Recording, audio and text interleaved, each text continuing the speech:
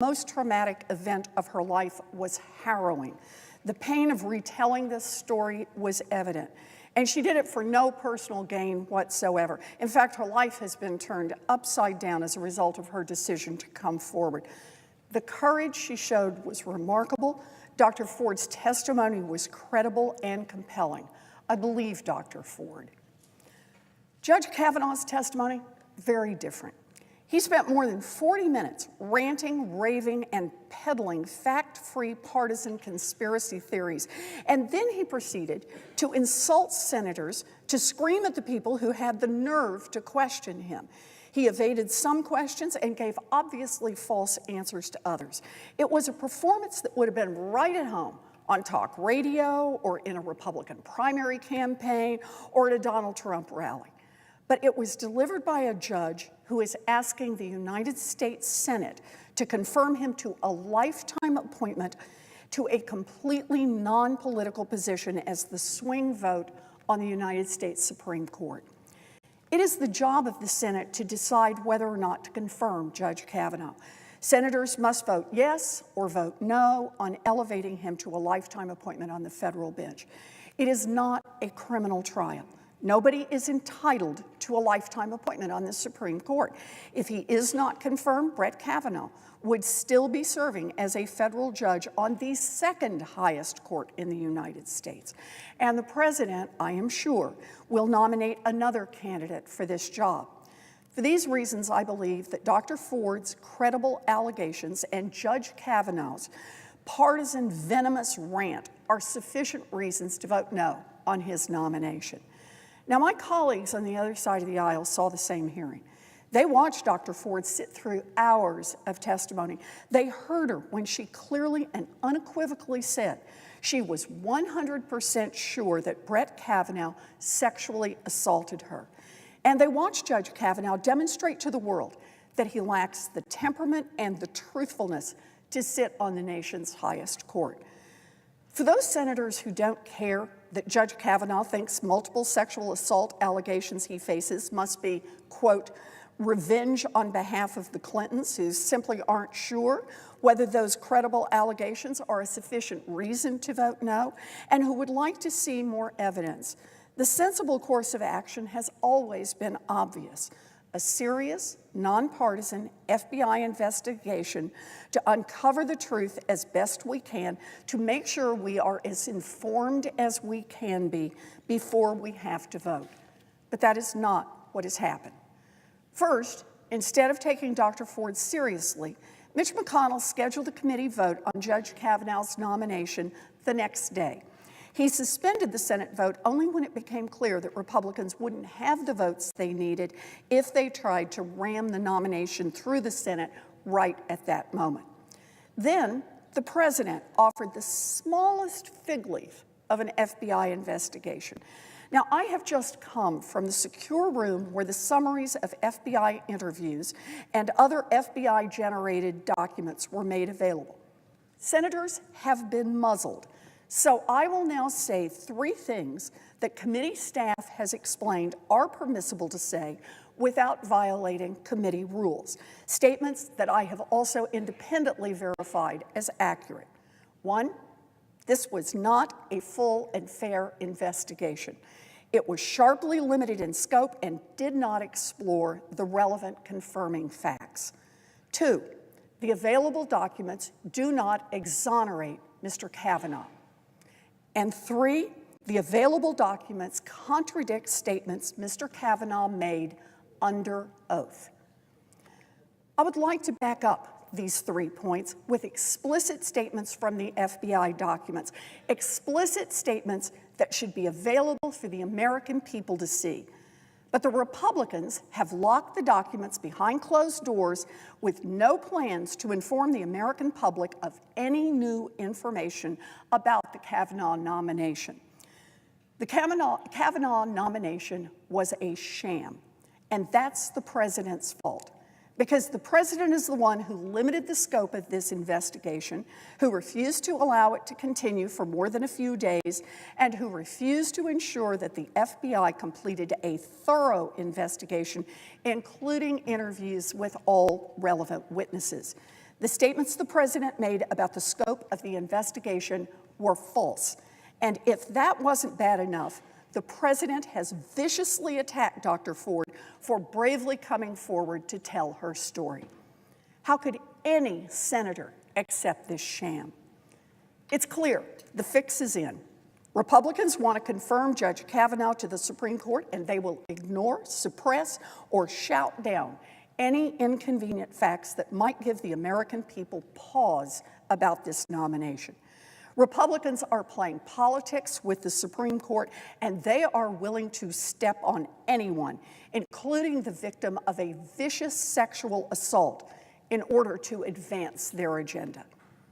Judge Brett Kavanaugh's nomination to the highest court in our country is the result of a decades-long assault on our judiciary, launched by billionaires and giant corporations who want to control every branch of government. For years, those wealthy and well-connected people have invested massive sums of money into shaping our courts to fit their liking. Working in partnership with their Republican buddies in Congress, they have executed a two-part campaign to capture our courts. Part one, stop fair-minded mainstream judges from getting confirmed to serve in the federal courts. And part two, flood federal courts with narrow-minded pro-corporate individuals who will tilt the courts in favor of the rich and powerful and against women, workers, people of color, low-income Americans, LGBTQ individuals, people with disabilities, Native American students, and everyone who doesn't have money or power right here in Washington. With Trump in the White House and Congress controlled by Republicans, the wealthy and well-connected have a once-in-a-lifetime opportunity to control our courts for the next generation. During his presidential campaign, President Trump made clear that right-wing pro-corporate groups would not only have a voice in selecting Supreme Court justices, they would get to handpick their favorites. So those groups handed him a list of their top picks for the Supreme Court, and President Trump has picked judges exclusively from that list. His most recent selection is Judge Brett Kavanaugh. Now, there are a lot of reasons to oppose Judge Kavanaugh's nomination, and I want to discuss three of them: his record, the broken and biased confirmation process, and the allegations of sexual assault. Let's start with Judge Kavanaugh's record. Judge Kavanaugh has spent 12 years on the D.C. Circuit Court. His rulings demonstrate why radical right-wing groups and their friends in the Senate are so eager to give him a seat on the Supreme Court. Pick an issue, almost any issue, and there is ample reason to be alarmed. A woman's right to make her own health care decisions. When the Trump administration sought to block a young immigrant woman's right to access abortion care, Judge Kavanaugh sided with the government, claiming that allowing the woman who had done everything necessary to obtain access to an abortion should be further delayed in obtaining that care, a delay that would likely have prevented her from obtaining an abortion. And when religious organizations challenged the contraceptive care requirement of the Affordable Care Act, Judge Kavanaugh again opposed reproductive care, arguing that requiring religious nonprofits to submit a simple form allowing them to opt out of providing comprehensive contraceptive coverage, but ensuring that the employees had access to that care was unconstitutional. On consumer protection, Judge Kavanaugh ruled that the Consumer Financial Protection Bureau, the agency that stands up for Americans cheated by corporate criminals, is unconstitutional. On environmental safety, he has ruled to overturn the rules that help keep dangerous toxins out of the air we breathe and the water we drink. On voting rights, he upheld South Carolina's discriminatory voter ID laws. On gun safety, he dissented from an opinion upholding an assault weapons ban and a gun registration requirement. In speeches on gun safety, he admitted that most lower court judges disagree with his extreme position on the Second Amendment. On money in politics, he wrote an opinion that would permit foreign individuals to spend unlimited sums of money on issue ads in United States elections. Oh, and when it comes to presidential power and the rule of law, Judge Kavanaugh believes that sitting presidents shouldn't be subjected to personal, civil, or criminal investigations while they're in office. You know, that is very convenient for the current occupant of the Oval Office. And that's just the part of Judge Kavanaugh's record that we know about. And that raises the second reason that Judge Kavanaugh should not be confirmed to the Supreme Court: the secretive process that Republicans have used to advance his nomination. From the moment President Trump announced Judge Kavanaugh's nomination, Republicans have worked overtime to get him on the Supreme Court without giving senators or the American people a meaningful opportunity to examine his full record. Senate Republicans have played an elaborate game of hide the ball at every step in this process. Judge Kavanaugh spent many years in government, but the Republicans have refused even to request hundreds of thousands of documents from his time in service. They have designated other documents as, quote, committee confidential to hide them from the public. And to top it off, just days before Judge Kavanaugh was scheduled to come before the Senate Judiciary Committee, a Bush White House attorney announced that over 100,000 documents from Judge Kavanaugh's time in the White House counsel's office would be withheld on the basis of constitutional privilege. You know, a few years ago, President Obama nominated Elena Kagan to the Supreme Court. Like Judge Kavanaugh, she had participated in public office. She had served. But unlike the Kavanaugh confirmation process, the Kagan process included the release of nearly every document related to her time in service. In fact, no one has found an example of so much of a nominee's record in government being hidden from the Senate and hidden from the public as in Judge Kavanaugh's case. The rushed and secretive process that has characterized Judge Kavanaugh's nomination raises this question: what is he hiding? Why doesn't he insist that his record be made public? Why doesn't he want a full investigation of the sexual assault claims made against him? And why won't Republicans insist on transparency and a meaningful investigation? Evidently, neither Judge Kavanaugh nor the Senate Republicans care about the facts. Judge Kavanaugh has been accused of sexually assaulting multiple women. Dr. Christine Blasey Ford and Deborah Ramirez shared their stories of sexual assault at the hands of Judge Kavanaugh and risked their safety and the safety of their families to do so.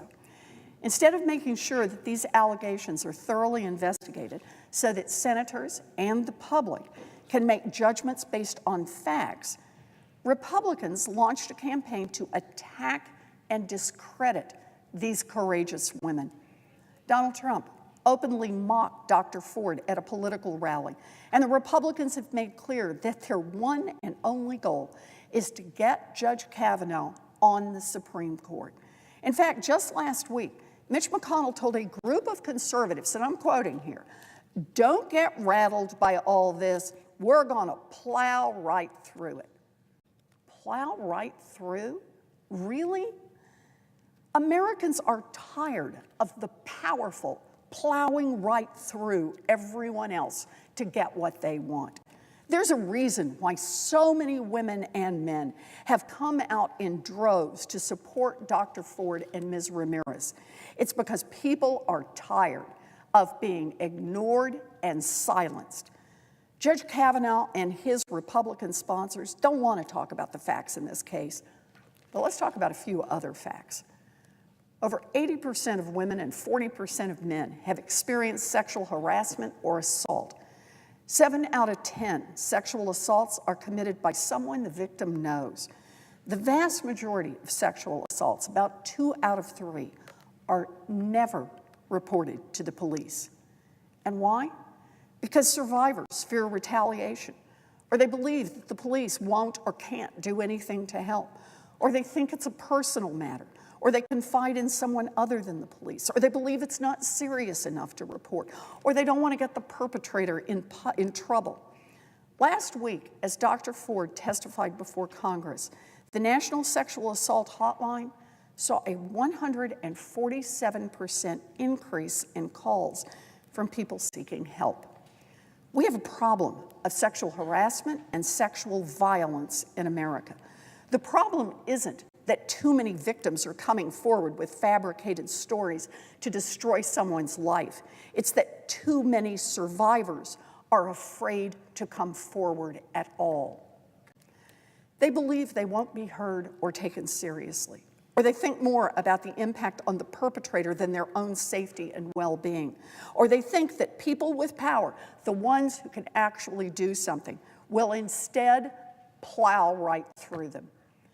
We never hear stories of the millions of sexual assault survivors, but some make the very difficult and personal decision to come forward and tell their stories.